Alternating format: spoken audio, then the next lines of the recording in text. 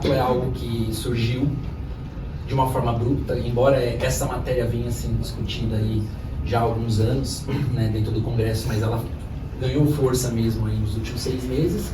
Foi uma aprovação meio relâmpago no Congresso, algo até extraordinário para a gente, né? E seguiu agora para o Senado. Tá? Aqui a gente traz um quadrinho dos principais marcos fiscais aqui que ocorreram no Brasil. Então, começando desde lá da Constituição em 88, onde trouxe essas novas diretrizes, lógico que depois teve 237 milhões de emendas, mas, né, onde teve todas as nossas diretrizes, e aí a gente começou já em 93 com essa visão do fisco em começar a digitalizar as informações tributárias. Tá? Então veio partindo pelas INs, depois a gente teve um segundo marco que foi o Plano Real, que teve uma mudança muito grande para quem trabalha na área fiscal aí, né? Que foi um divisor de águas, vindo até a primeira grande mudança tributária, digamos assim, nos impostos, que foi a não cumulatividade do PIS e da COFINS. Quem pegou isso na época viu o transtorno que foi você partir de um imposto cumulativo para um imposto não cumulativo. Levantamento de crédito de estoque, todo esse controle, o regime transitório. Então a gente teve uma pequena mudança em 2 tributos. Tá? Em 2007 nasceu o projeto do SPED, e aí a gente faz uma informação importante aqui. Tá? Antes do projeto SPED, a evasão e sonegação fiscal estimada pelo governo era de 39%. Depois do projeto SPED, ela caiu para 15%. Então, isso veio numa tocada com todas as liberações aí de todos os projetos, né, que envolveram o projeto SPED. Ela veio numa tocada, a última foi o REINF, né, a gente teve a segunda fase do REINF agora, e depois que tudo isso está estabilizando, vem a reforma tributária. O que acontece com tudo isso daqui? Ninguém sabe. Tá? Então, ainda é uma incógnita. Como isso tudo vai conversar com isso daqui? Então, a gente considera que 2023, tá, não vai entrar, lógico, em 2023, mas vai ser um novo grande marco aí da parte tributária dentro do cenário nacional.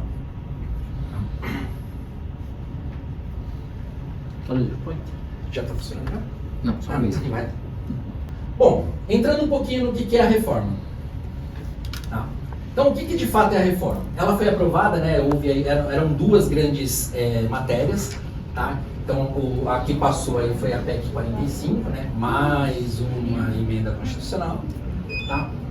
Ela foi aprovada em 2 turnos já no Congresso, tá? E foi agora enviada, né, em agosto agora para o Senado para seguir aí os ritos de aprovação. Precisa de mais 2 turnos, porque é uma emenda constitucional, tá? Para que ela seja aprovada de fato. Ela vem aqui substituindo 5 tributos. Os 3 federais, tá? E o ICMS e o ISS. Quando a gente fala substituição, não é para valer de uma vez. Tá? A gente sabe que serão 10 anos de transição. Tá? Até que, de fato, haja a substituição completa de todos os 5 tributos. E ela cria 2 fundos aqui voltados a desenvolvimento regional, além do IS, que é um imposto seletivo. Hoje, a gente já tem a figura do imposto seletivo, a gente tem na figura do IPI. Então, o governo ele majora a alíquota do IPI para determinados produtos nocivos, tá? Para que esses impostos subsidiem a parte da saúde. O IPI, em tese, ele entra na CBS, mas ele entra, a tendência é que ele entre com uma alíquota 0, tá? E esse valor que seria, né, que estaria aqui no IPI, estaria então no IS, porém nada impede que amanhã depois o governo volte a aumentar a alíquota do IPI. Ele não vai deixar de existir, ele vai entrar com uma alíquota 0. Então aqui tem muita margem para manobra e aumento de arrecadação. Tá?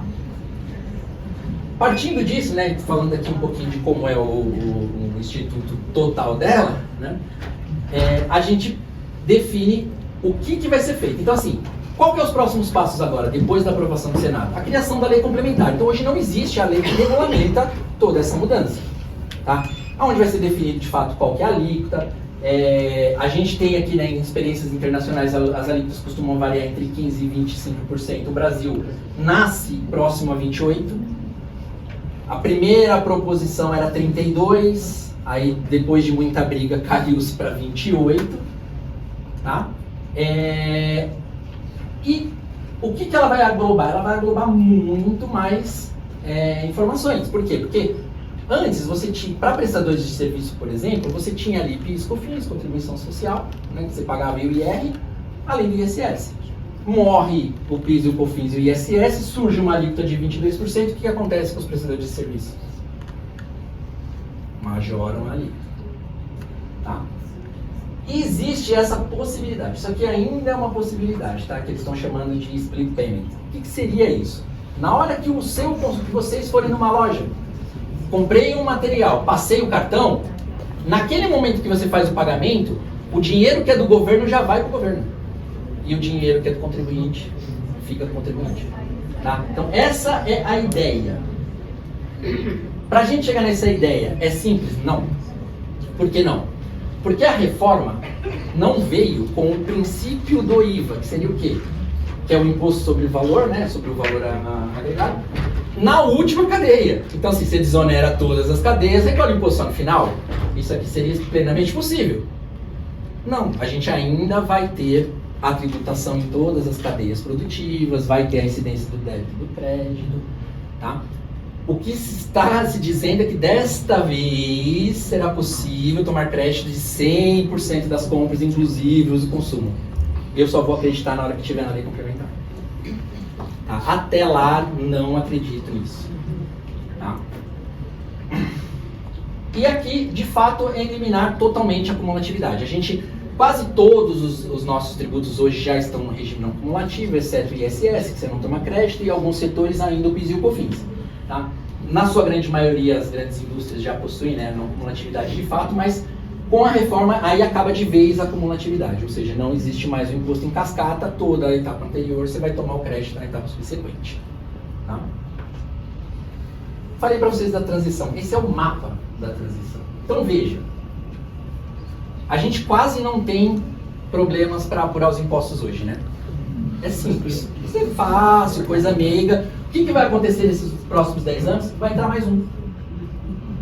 Porque o ICMS, o ISS, o IPI e o PIS e a COFINS, eles não vão morrer, tá vendo? Eles vão nascer aqui e eles vão caindo gradativamente a alíquota à medida em que a alíquota da IBS e da CBS vai subindo.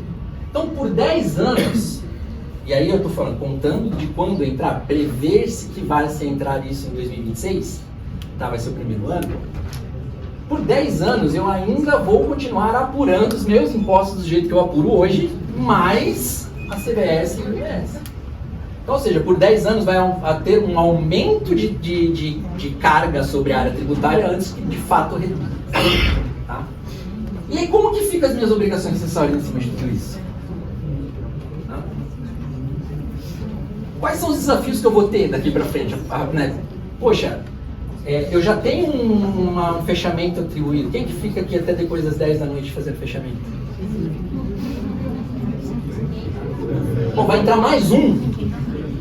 Como que vai ser essa gestão? Será que, aquilo que eu falei, se fosse um imposto que você só pagasse na cadeia, no final, não traria tanto impacto. Mas não, eu vou ter a figura do débito, vou ter a figura do crédito, aí eu vou ver, uma prestadora de serviço, ela vai ter a mesma alíquota do que uma outra empresa de venda de comércio? Não se sabe.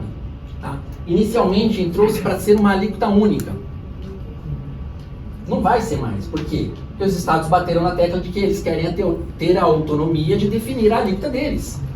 Não pode ser definido pelo governo porque você fere o princípio da autoridade fiscal, previsto na Constituição.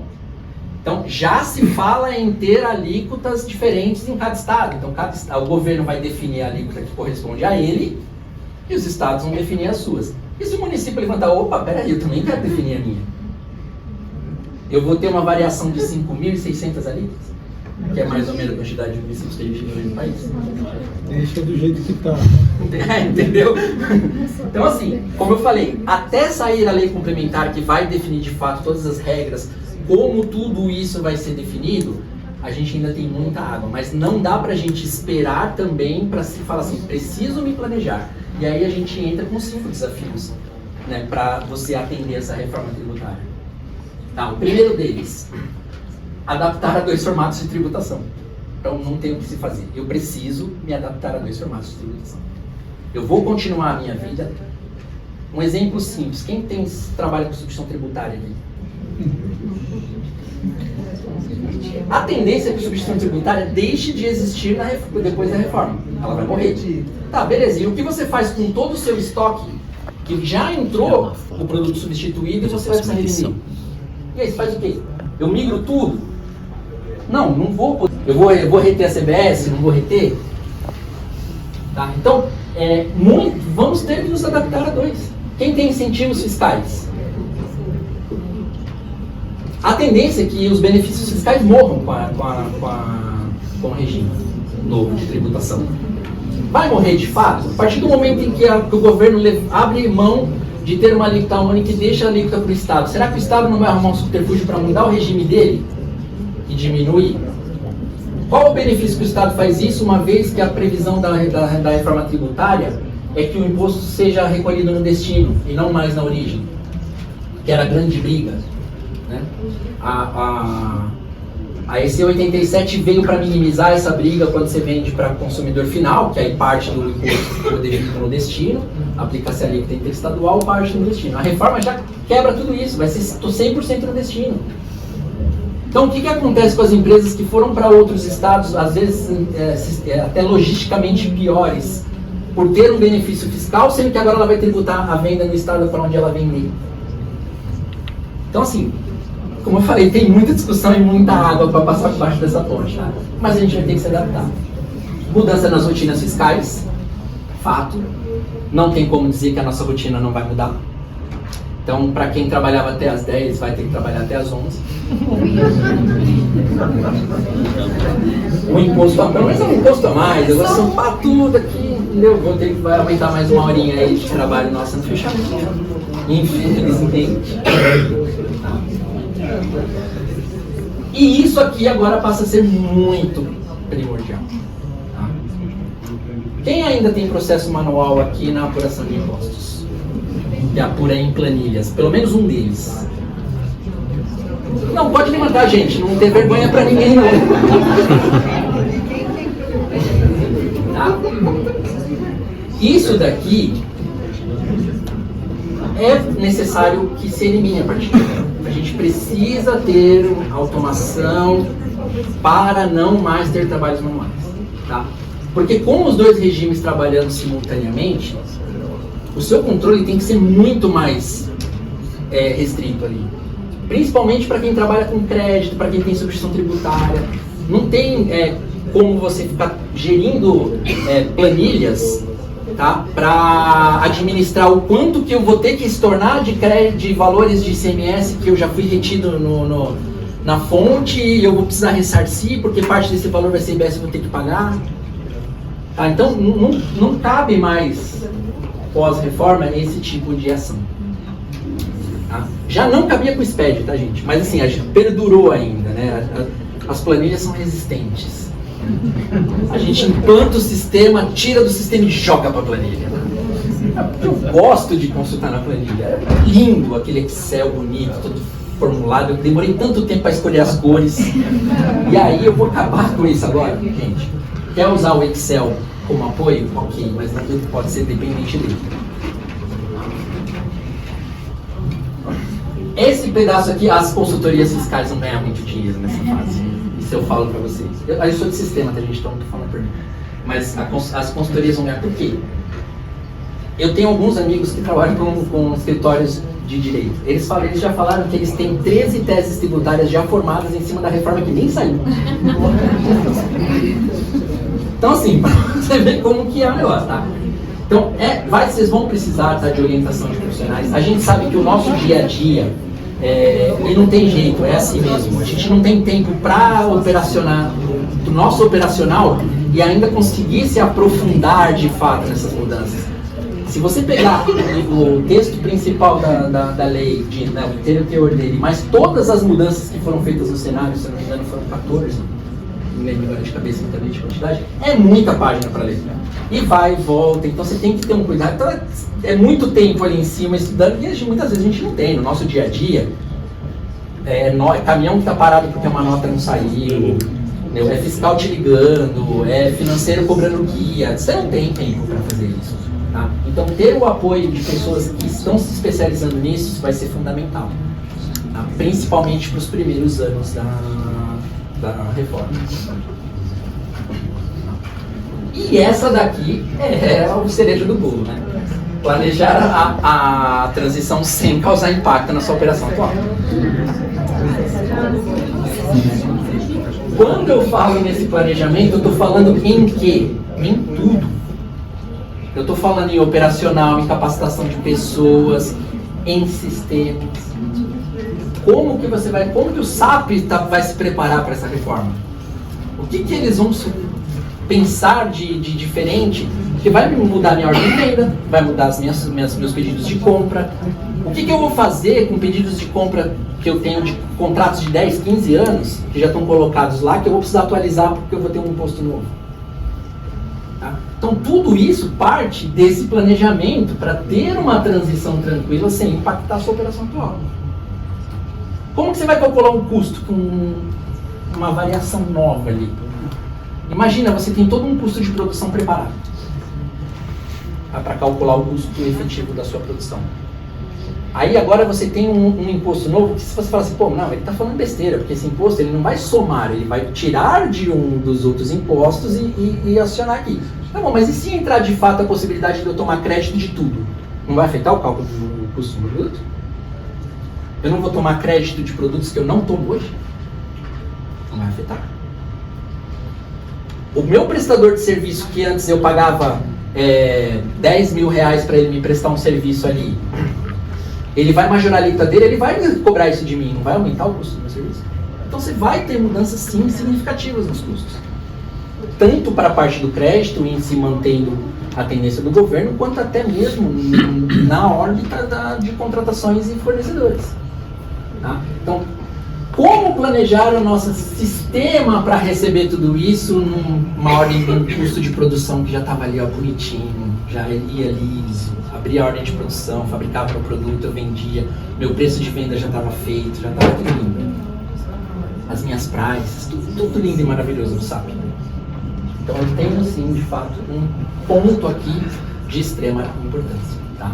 É um planejamento.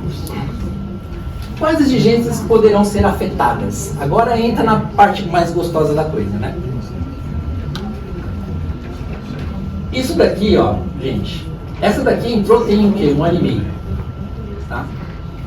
1 ano e meio, 2 anos no máximo, que é a parte das notas fiscais eletrônicas de energia e comunicação, e nem está em todos os estados ainda. Tá? Nota fiscal eletrônica foi a primeira, né, que surgiu, depois veio aqui o CTE, depois entrou a nota fiscal de venda ao consumidor final. Essa aqui ainda está brigando, os estados estão brigando, a gente tem as municipais, mas a federal ainda não se sabe como vai surgir. Lindo e maravilhoso, demorei um tempão para ter isso daqui. E agora, eu vou mudar? O meu prestador de serviço, que ele emite essa nota, com a IBS, ele vai passar a emitir essa? Vai unificar? Vai ter uma coisa só? Que campos novos eu vou ser obrigado a ter na NFE por 10 anos? Depois eu vou diminuir, eu vou parar de preencher esses campos? Será que os governos estaduais vão exigir que eu quebre essa alíquota única e parte do valor eu coloque num campo chamado CBS e parte eu coloque no valor IBS? E eu divida, porque são 2 impostos supostamente diferentes, tá? Eles falam numa alíquota única, mas dividido em 2 impostos, CBS e IBS. Pô, mas se são 2 impostos, como que eu posso ter uma alíquota única? Vai ser de fato uma alíquota única? Será que ele não vai, as duas somadas vai dar um percentual, mas eu tenho que quebrar e demonstrar isso para o governo de forma separada? Só depois que sair a lei complementar. E aí cada estado vai soltar a sua regulamentação. Mas com certeza todas essas notas fiscais aqui vão ser afetadas. Tá? O que mais vem além das notas fiscais? Todos os meus meios magnéticos. A gente ainda não conseguiu abolir as GIAs. Tem estado que ainda pede a GIA, tá difícil tirar isso aqui. E eu tô falando de... O SPED fiscal entrou em 2009, gente. São mais de 10 anos e eu não consegui tirar as GIAs. O que tem de diferente na GIA que eu não entrego no SPED fiscal? Nada. Mas eles não abrem mão. Então o que me garante que eles vão abrir mão disso daqui com a reforma? Que garantia nós temos? Aí você imagina, pô, legal, eu tenho uma alíquota única agora, certo? Por que eu entrego na FP Contribuições, PIS e COFINS? Esse aqui até que está simples, o governo pode falar, não, a parte do CBS você vai entregar aqui no SPED de contribuições, porque é uma contribuição. Lindo e maravilhoso, eles vão criar um campo novo aqui, um novo imposto, por determinado período eu vou mandar os 3 aqui, depois morre esse, ok. Esse cara aqui, eu tenho o IBS, é ICMS e ISS no mesmo unificados. Como que vai gerir isso aqui? Eu vou continuar entregando isso? Eu vou entregar os meios magnéticos municipais? A prefeitura vai querer que eu entregue aqui e o estado aqui, eu vou ter que entregar a informação em 2 lugares? Então o desafio aqui, para quem é da área fiscal aqui, é muito grande. Todo mundo aqui é da área fiscal, de fato? Eu compartilho dessa dor com vocês. São 23 anos de área fiscal, gente, e eu compartilho dessa dor. Eu passei por todas aquelas evoluções ali praticamente. Tá? E esse cara aqui, ó. Em setembro entra uma nova versão do REINF, gente. Ela vai entrar morta? Prorroga mais uma vez esse negócio. Entendeu? O que eu faço com isso aqui? Ela vai entrar, legal, estou implantando o REINF, está dando um trabalho, porque são as outras retenções, tem um monte de variação.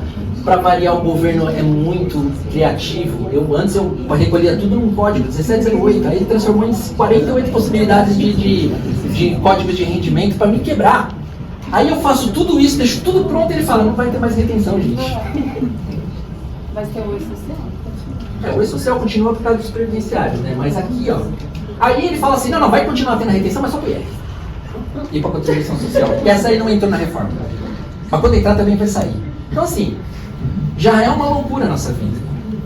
E agora, tá, a gente vislumbra que isso daqui vai se manter. E existe uma razão para a gente acreditar que isso vai se manter. Tá? Eu vou mostrar para vocês mais pra frente. É exatamente isso aqui, ó. Foi promulgado agora recentemente a Lei Complementar 119, tá? Foi agora em 1º de agosto. Não sei se vocês já viram essa lei, tiveram conhecimento dela. Tá? O que ela faz? Ela cria o Comitê Nacional de Simplificação das Obrigações Tributárias Acessórias. Dá até uma piada, né? Mas ok. Aí o que ela fala? Não, a gente vai simplificar, mas o seguinte, essa lei não impede que a União, os Estados, os Distritos Federais e os municípios disponham sobre as suas obrigações tributárias. Então assim, eu estou aqui criando um comitê para simplificar, mas cada um pode fazer o seu. Vai simplificar? Vai simplificar, né? E o que ela faz? Ela cria então esse tal conselho. Quando a gente tem, né, para quem tiver curiosidade de ler a lei interior, alguns incisos foram vetados. Um deles é justamente na criação desse comitê. O que eles fizeram? No texto original, tinha a participação das empresas aqui, das entidades de classe que representam as empresas, vetaram. Então é só os entes do governo que continuaram, eles que vão compor esse sistema nacional, ou seja, quem não faz fechamento e entrega as obrigações. E aqui a gente trouxe o artigo 1º dessa lei para mostrar um pouquinho para vocês por que eu estou falando que tudo isso vai se manter, tá? Primeira coisa, eles querem fazer uma emissão unificada de documentos fiscais eletrônicos. O que eles querem dizer com essa emissão unificada? Tá? Não é uma única nota fiscal geral Brasil. Por quê? Porque eles tiveram essa ideia, mas foi vetado. A implantação da nota fiscal Brasil tá. Aqui eu até acho que faz sentido, tá, gente? Porque não teria condições de você ter num único documento que acobertasse todas aquelas operações. Talvez serviço e mercadoria poderia ser, mas como você coloca um conhecimento de transporte, informação, ia ficar um documento muito complexo. Tá? A parte de conta de água, conta de telefone, conta de luz, tá? De fato ia ficar um documento muito complexo para ter um único. E depois de todo o investimento que tiveram para desenvolver todas essas... Chegar e falar assim, gente, joga tudo fora agora que vai ter um novo. Pô, loucura. Tá? Aí vem a segunda. Instituição da Declaração Fiscal Digital Brasil, que seria a DFDB. Que aí eu eliminaria todos os DSPEDs e ficaria com essa daqui. Foi vetado. Por quê? Porque os estados não querem perder a sua autonomia, os municípios não querem perder a sua autonomia. Você acha que o município não quer ter a visão ele já está com um problema para perder o poder sobre o dinheiro, porque vai ser arrecadado pelo governo federal e distribuído. Então, assim, já tem uma briga em relação a isso. Você imagina que ele ainda vai perder o poder de ele exigir as informações que ele quer para saber o quanto que ele tem direito dessa fatia do bolo? Então, por isso que a gente está batendo muito nessa tecla, tá? Aí tem aqui, né, a utilização dos dados de documentos fiscais para apuração dos tributos, fornecimento de declarações pré-preenchidas e respectivas guias de recolhimento de tributos pela administração tributária. Enquanto eu tiver débito e crédito, eu não tenho como ter isso. Como é que o governo vai dizer para mim o quanto eu tenho que pagar de imposto se ele não tem 100% das minhas informações? A não ser que isso tudo seja pré-declarado. Então, que ele já tenha 100% das informações na base dele, de tudo aquilo que eu comprei, com a previsão de tudo que eu vou vender para sim ele apurar o imposto e aí eu lá gerar uma guia. Hoje, isso é insano. No futuro, talvez. Se tudo for feito direitinho, tá, e de fato esse IVA entrar para valer, e for da forma como eles pintaram aí essas mil maravilhas, no futuro pode ser. Hoje, eu acho difícil. Quais os impactos, que é aquilo que eu falei para vocês? Será que eu vou ter que ter uma mudança operacional na empresa? Será que eu vou ter mudança tecnológica? Muito. Aqui eu tenho mudança no SAP, eu tenho mudança nas soluções fiscais, tanto de emissão de nota, quanto de recebimento de nota, quanto de apuração do imposto, quanto de entrega das obrigações, mas principalmente no SAP. Tá. Eu vou mudar minha ordem de venda, minhas prices de venda, eu vou mudar todo o meu sistema de logística, de custo, de logística não, de apuração de custo. Cara, assim, vai ter uma mudança expressiva dentro do SAP para tratar isso. Tá? Exigência de novos conhecimentos. Então, assim, gente, 20 anos aí de área fiscal, joga tudo fora. Quer dizer, joga fora não, porque por 10 anos a gente não vai usar, mas vamos estudar de novo. Vamos voltar a ser universitários. Falta de mão de obra, por quê? Você acha que a gente vai ter mão de obra qualificada o suficiente para atendimento desses novos impostos? Você acha que todo mundo que vai falar assim... Tem gente que vai falar assim, vou me aposentar agora. Não. Já trabalhei demais para isso, gente, vou me aposentar. Conscientização do time. E isso aqui a gente sempre bate nessa tecla e sempre é muito difícil. Quem aqui sofre com... Fala assim, mas a sua nota tá errada. O cara fala assim, você não quer que eu veja? Você não quer que eu produza? Você quer que a empresa pare? Não, mas você não pode fazer desse jeito, atrapalha o fiscal. Então, você quer que eu pare minha vida? Então, assim, essa conscientização é árdua aí todos os dias. Tá? E agora ela vai ser ampliada. Por quê? Porque aqui vai, de fato, envolver preço, vai envolver várias coisas dentro do produto. Fora isso daqui que eu falei pra vocês, né? Podem somar por 10 anos aí mais umas horinhas no dia do fechamento. Infelizmente, pessoal. Aqui é o que a gente está falando, né? Então, assim, para quem tem legados externos ao SAP, que integram com o SAP, você vai ter trabalho aqui. Você vai ter trabalho no SAP, tanto na parte de MM, quanto na parte de SMD, quanto na parte de FI, quanto na parte de CO. E você vai ter trabalho aqui em toda a sua gestão tributária. A gente já está sofrendo com isso. Tá? Para quem não conhece a gente, né, vou passar uns slidezinhos para me apresentar, né? Muitas pessoas não me conhecem. Tá? Mas a gente tem uma solução fiscal, que roda integralmente dentro do SAP, e a gente já está debruçado em cima dessa reforma tributária, analisando impactos, aonde eu vou ter que mexer, como eu vou ter que apurar. Então, assim, para as apurações, a gente já chegou bem perto ali de que seria o ideal, a gente já está aguardando, de fato, a oficialização. Tá? Mas para a entrega das obrigações, sou muito sincero com vocês, a gente tem um rabisco, um esboço, mas não dá para bater o martelo e ter certeza que vai ser aquilo. Para o transacional, ok, mas para essa nova informação, a gente está de mãos atadas, só mesmo depois da regulamentação, que deve sair menos no ano que vem. Aqui falando um pouquinho da Solutio, né, como eu falei para vocês, a gente tem uma solução, né, uma empresa de de soluções dentro do SAP, voltado tanto para a parte fiscal, que é o nosso Total Compliance, toda a parte de entrada, né, de nível e para automatização de nível e de serviço, consumo, tá? A gente tem um produto que determina automaticamente o seu IVA na compra, então tira do comprador a responsabilidade de ter que determinar o IVA lá, que afeta vocês depois na apuração. Tá? Toda a parte do Total Outbound, que é a parte de emissão, tanto no fiscal e serviço, além de assessorias, né, em BPO fiscal, e o assessment fiscal, que a gente faz um levantamento e varre o seu SAP e levanta todas as suas operações e vê até onde você vai, o que você precisa melhorar, onde você pode melhorar, onde você tem problema. Tá? Voltado aqui para o atendimento das suas soluções fiscais. A gente tem aí mais de 2 décadas de experiência, né, em relacionamento eletrônico fisco. Isso aqui eu me incluo, tenho 23 anos de área fiscal. Só tenho carinha de novo, tá, gente? Não sou velho. Né, implantando aí projetos com SAP, né? E, de fato, a Solutio é focada em soluções dentro do SAP. Tá? A gente recebe informações de sistemas legados, tudo, mas para empresas que estão ali, que gerem o seu back-office dentro do SAP. Tá? Hoje a gente tem mais de 70 profissionais aí, especialistas na nossa ferramenta, né? Mais de 80 soluções fiscais, né, desenvolvidas. Esse número aqui já cresceu muito, só para os físicos, a gente já está com aproximadamente 340 municípios desenvolvidos já em meio magnético.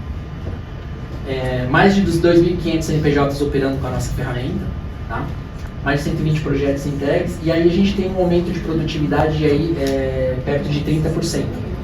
Comprovado, tá? Não sei quem de vocês estava na palestra anterior aqui, na sala do lado do Alexandre da Bacardi, como case de sucesso de implantação, eles acabaram de implantar, tá? Então isso aqui não é número que nem político fala, né? A gente joga um número qualquer aí porque o pessoal acredita, mas isso aqui é comprovado. Aqui um pouquinho, né, dos nossos clientes, estamos falando da Bacardi, que acabou de implantar, então a gente está em diversos segmentos, né, diferentes áreas, né? E a gente trabalha também, né, com parcerias fortes com a SAP, Delaware, a gente é parceiro da Live University, no final de semana passada a gente estava com um evento, né, aqui também, a gente também participou, né? E eu vou deixar os últimos minutinhos aí para perguntas, agradeço antecipadamente a presença de todos, espero não ter desfocado muito na reunião fazendo brincadeira, mas é bom demais. Eu costumo brincar que a nossa profissão é aquela que você está no bar, aí todo mundo profissão médico, aí o que você faz? Eu trabalho com tributário. Aí a resposta, legal, né? Sério, emoção, né, gente? A emoção é só a gente que sabe, né, que tem, mas as outras pessoas não conhecem, né? Então, mas muito obrigado pela presença de todos. Se vocês quiserem tirar alguma dúvida, a gente está com um stand, tá?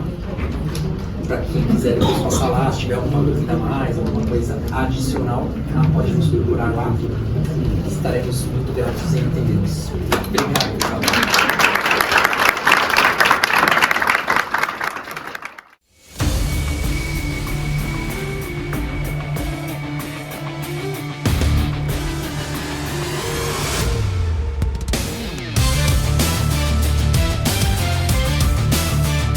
Olá! Somos a primeira TaxTech do Brasil, especializada em soluções fiscais para o mercado SAP. Oferecemos resultados, inovação e experiência. Conheça a Solutio. Mais de 80 soluções fiscais implementadas. Mais de 2.500 CNPJs em operação. Mais de 120 projetos entregues. Proporcionamos aos nossos clientes um aumento de mais de 30% em produtividade. É assim que aplicamos nossa experiência em soluções fiscais, utilizando todo o portfólio de produtos SAP. Mais abrangência, mais velocidade, mais eficiência, mais agilidade e mais informação. Tudo isso para melhor governança e compliance no cumprimento das obrigações em relação ao fisco. Temos um portfólio completo para a sua necessidade. Assessment fiscal, Total Compliance, Total Inbound, Total Outbound, Total IVA, BPO fiscal. Sua solução fiscal no SAP está aqui. Na Solútil.